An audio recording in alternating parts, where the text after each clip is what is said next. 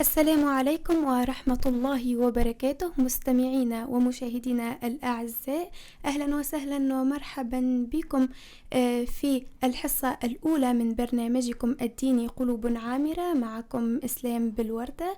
مقدمة هذا البرنامج تسمعوننا من إذاعة 30 بعقارب، ويشرفنا حضور السيد أنيس العكرمي الذي سيكون برفقتنا طيلة هذا البرنامج الرمضاني بإذن الله.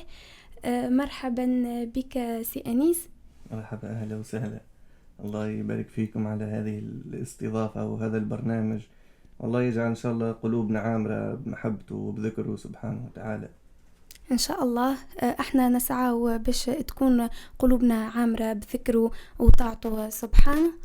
إلى جانبنا أيضا علاء بن عثمان، منشد، سيكون برفقتنا أيضا طيلة هذه الحصص بإذن الله. نبدأ إذن هذه الحصة مع السيد أنيس ليعرفنا عن كيفية استقبال هذا الشهر، وما هي الأعمال التي يمكننا ممارستها والعبادات التي تقربنا من الله في هذا الشهر الفضيل. إليك الكلمة سيد أنيس. الحمد لله رب العالمين، وصلى الله وسلم وبارك على سيدنا محمد خاتم الأنبياء والمرسلين وعلى آله وصحبه أجمعين.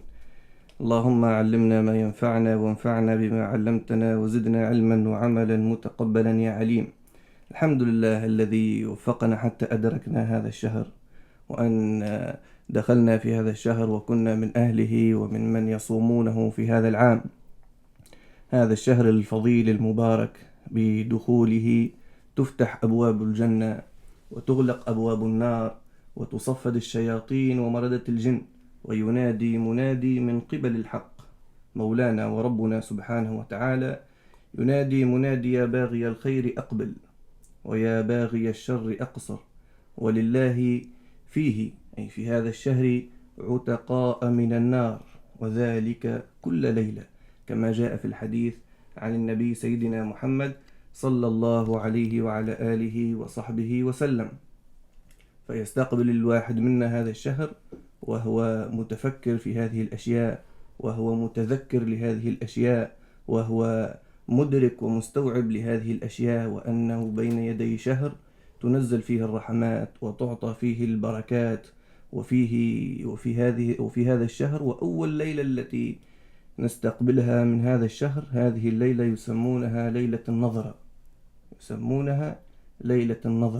هذه الليلة ينظر فيها المولى سبحانه وتعالى إلى جميع خلقه، ومن نظر له الله سبحانه وتعالى لا يعذبه أبدا.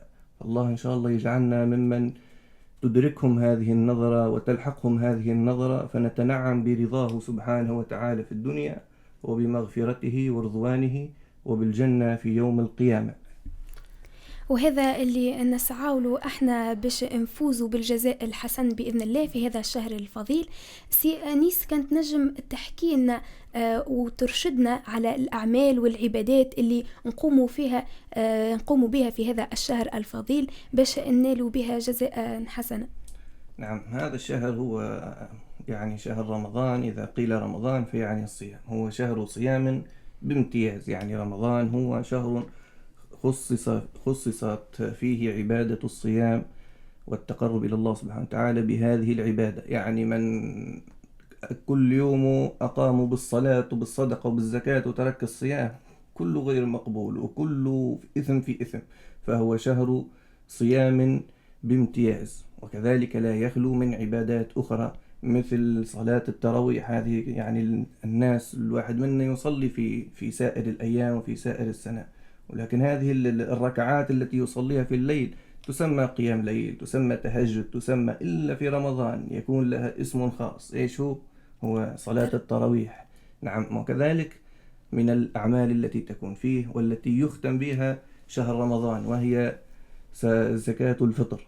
يعني بعد الإنسان ما يكمل الصيام ربما يعتريه بعض من النقص والغفلة والهفوات، فيزكي عن هذه النقائص بتلكم الزكاة، حتى أن الله سبحانه وتعالى يطهر بها صيامه ويقبله.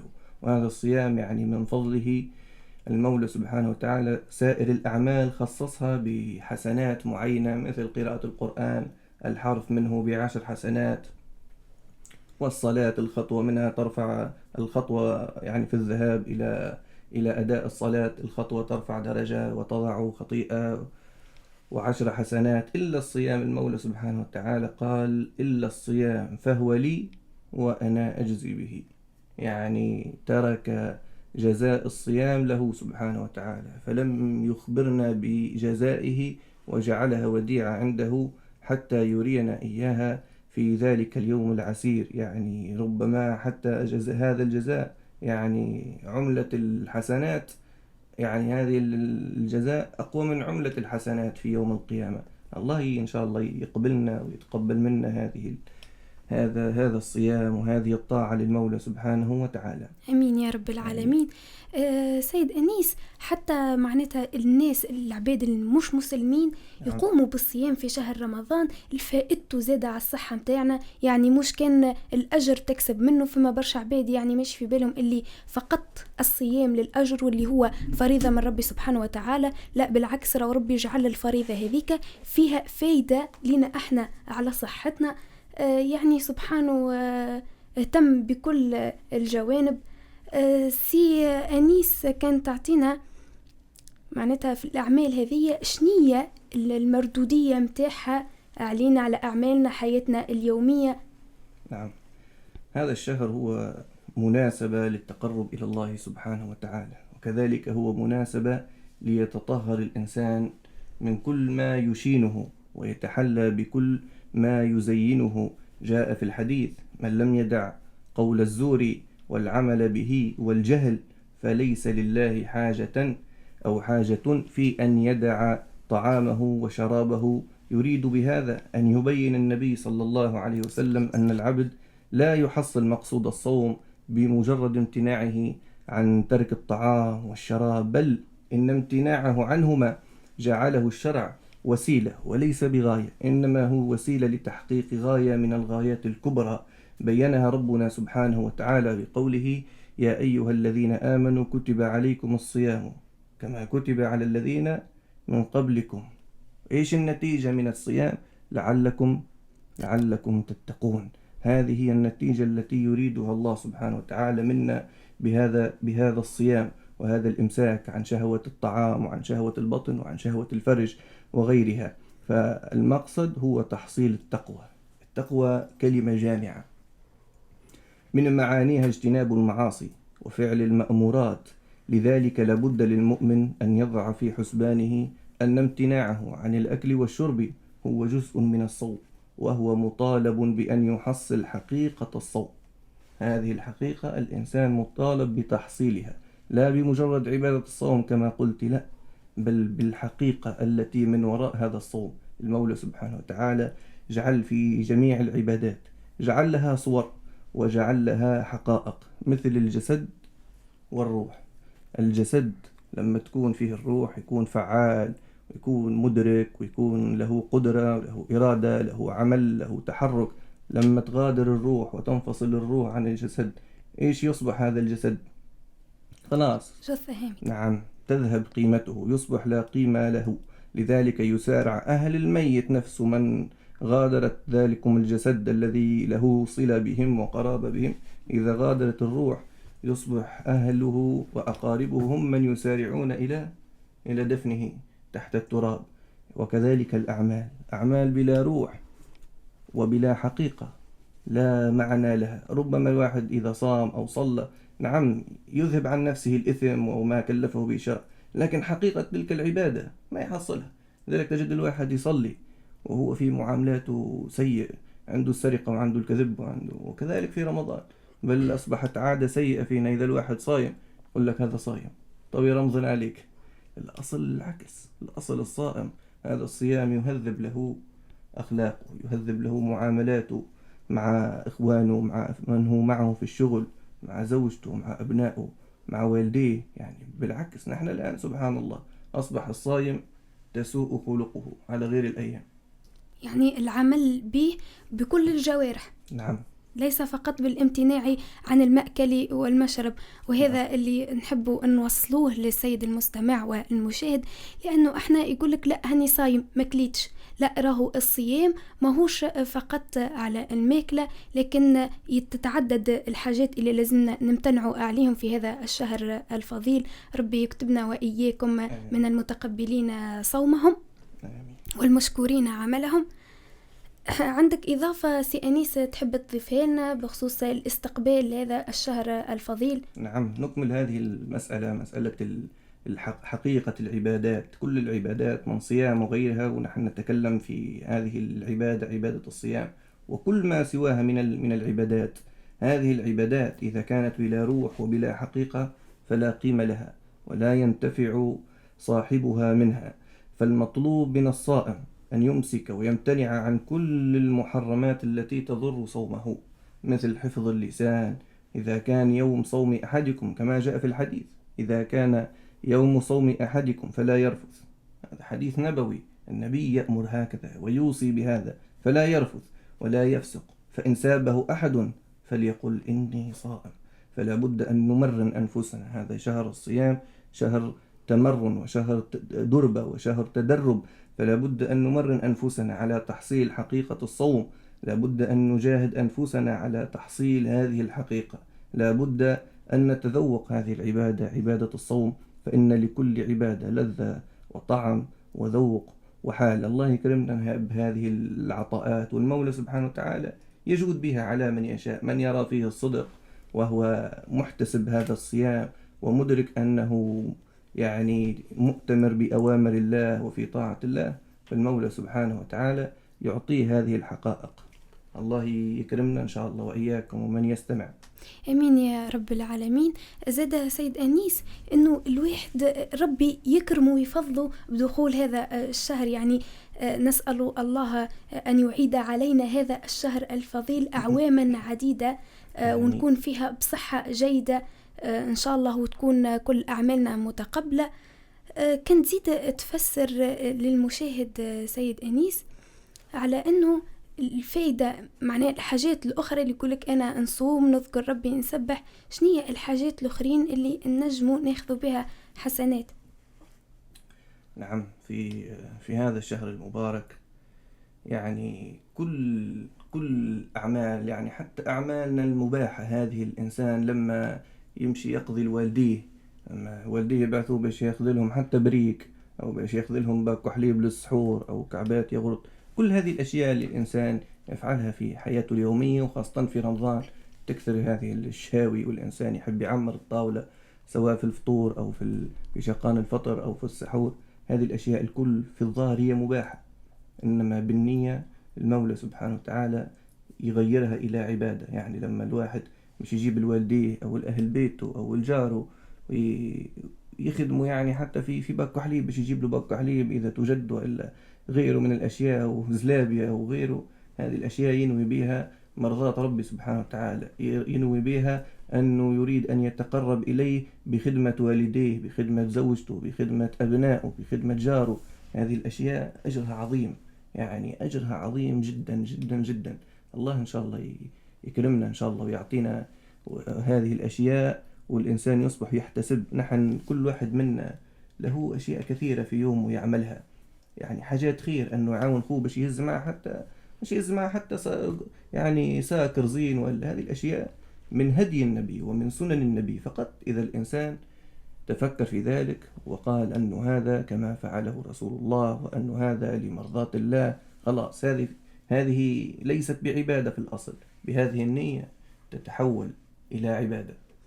سيد أنيس، معناها حتى الحاجات البسيطة، هزيت قفة مع جارنا لقيته في الشارع، عاونت أمي جبت لها حاجة من الحانوت، هذا من الكل يعني سبحان الله الأجر متاعهم في هذا الشهر يكون ضيل برشا. خاصة ربي يهدي شبابنا وشاباتنا اللي نروحوا، واللي يقرأ واللي يخدم يحب يرقد شوية قبل صلاة المغرب، حتى يكلموه والديه، معناها ما يلقوش رد باهي منه. إن شاء الله ربي يهدينا وإياكم ويجعل هذه الحصة فيها علم نافع للجميع، وإن شاء الله نعمل به في حياتنا اليومية وتحصل الفايدة للمستمع والمشاهد. هذا هو المبتغى متاعنا، أن نقربوا شبابنا وشاباتنا وأهالينا والمسلمين جمعا إلى التقرب والعودة إلى هذا الدين، لأنه الدين متاعنا يسر وليس عسر. مش معناها صمت، لا راني معناها قاعد انظر في روحي، بالعكس انت قاعد تنفع في روحك، تنفع في بدنك اللي هو معناتها أمانة لازمك تحافظ عليها وتنفعها. وإن شاء الله ربي يتقبل منا ويرزقنا حسنات. سيد أنيس، احنا حكينا في الحصة هذه كيفاش نستقبلوا رمضان بأعمالنا بعباداتنا، لكن فما نقطة أخرى كيفاش نستقبلوه بقلوبنا. كنت تفسر لنا النقطة هذه؟ نعم، هذا هو يعني لب الكلام، وهو نقطة البداية ونقطة النهاية، لأن أصل الأعمال كلها مرتبط بالقلوب، كما جاء في الحديث: إن الله لا ينظر إلى صوركم وأعمالكم بل ينظر إلى قلوبكم. فيستقبل الإنسان هذا الشهر بقلب فرح بالله سبحانه وتعالى. المولى قال في كتابه العزيز: قل بفضل الله وبرحمته فبذلك فليفرحوا هو خير مما يجمعون. فأول شيء نفرح بالله، ونفرح بشهر الله، ونفرح بطاعة الله. نتلقى هذا الموسم بالفرح على أنه هدية من الله سبحانه وتعالى. قال: إلا الصوم فهو لي، فهذا الشهر هو هدية، وهو يعني هبة من المولى سبحانه وتعالى. فلذلك الإنسان يستشعر أن بين يديه كنز ثمين، وكنز من أعطاه لك. واحد منا لو يعطيه إنسان مسؤول أو كبير يعني شيء حتى ما ليس له ثمن، لكن نعم يفرح به وينتبه له ويخليها يعني في بليصة ديما يذكر به ويورثها لولاد ولاده: هذه اهداها لي فلان، وإن كانت لا تسوى شيء. فما بالك برب العزة، رب هذا الكون أعطاك هدية، حتى وبذلك الهدية يزيدك هدايا وعطايا إذا عرفت كيف تستثمر هذه الهدية وهذا الفضل من المولى سبحانه وتعالى. قل بفضل الله وبرحمته فبذلك فليفرحوا هو خير مما يجمعون. سبحان الله، هذا هو اللي تجمع حصتنا اليوم. ننتظر تفاعلاتكم على الصفحة الفيسبوك والسيت ويب للراديو 3030، وإن شاء الله ربي يجعلني وإياكم من العاملين بهذا الحديث وهذه الحصة في حياتنا. ننتقل توا إلى صوت رائع لمنشد شاب اللي هو علاء بن عثمان، أصيل معتمدية عقارب. مرحبا بك علاء. عايشك، بارك الله فيكم على الدعوة هذه متاعكم. إن شاء الله رمضانكم مبروك الناس الكل، وشكرا. عايشك علينا وعليك. كنت عرفنا بروحك أكثر علاء. والله علاء بن عثمان، أصيل معتمدية عقارب، بتكون في مجموعة رشاحين، ناشط في عدة مجموعات موسيقية أخرى. يعطيك الصحة علاء. مش تسمعنا اليوم؟ والله تكتشفوا. نخليكم تكتشفوا مالا كما قال علاء. يا زارعا حب النبي بقلبي، أسقيت زرعك بالصلاة عليه. يا زارعا حب النبي بقلبي، أسقيت زرعك بالصلاة عليه. هذا محمد ما تشوق عاشق أحدا كشوق العاشقين إليه. بالله يا كل من ضاربية، بالله يا كل من ضاربية، بالله يا كل من ضاربية، زيدوا الصلاة على خير البرية، زيدوا الصلاة على خير البرية، زيدوا الصلاة على الرسول المصطفى تاج العذول. زيدوا الصلاة على الرسول المصطفى تاج العذول. وارضى يا ربي على بعض البطول وعلى الصحابة بالأجملية. بالله يا كل من دار بيا، بالله يا كل من دار بيا، بالله يا كل من دار بيا. زيدوا الصلاة على خير البرية، زيدوا الصلاة على خير البرية. الركب شرق خش البلادي قصد محمد شافع العبادي. الركب شرق خش البلادي قصد محمد شافع العبادي. يخطر علي وقت الرقادي نصحى ونلقى دموعي سخية. ما شاء الله، بالحق صوتك اكتشاف على المواهب الشابة اللي كما هذه تستحق باش تتسمع ويكون صوتها حاضر بيناتنا. وهنا نوصلوا الآخر الحلقة متاعنا لليوم. أعزائنا المستمعين، نستناوكم في حلقة جديدة وننتظروا تفاعلكم على صفحة الفيسبوك لراديو 3030 بعقارب والسيت ويب.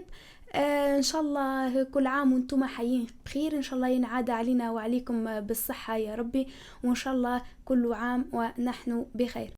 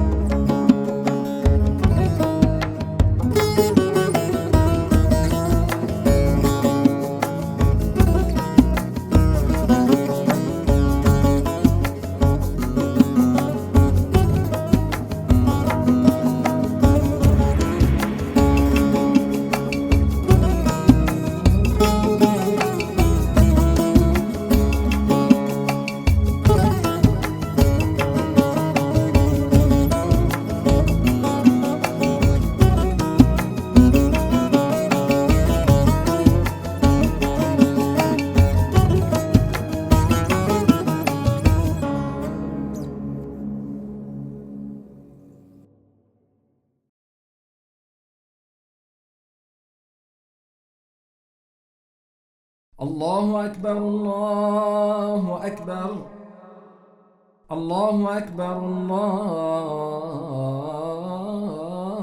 الله أكبر.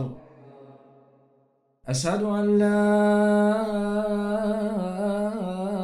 إله إلا الله، أشهد أن لا إله إلا الله، أشهد أن محمد رسول الله، أشهد أن محمد رسول الله. حي على الصلاة،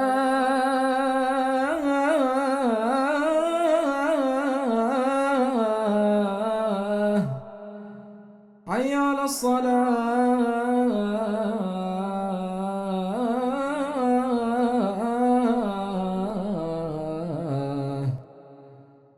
حي على الفلاح،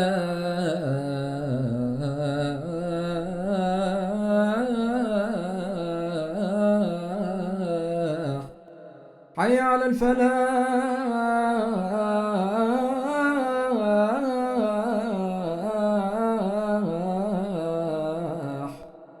الله أكبر الله أكبر، لا إله إلا الله.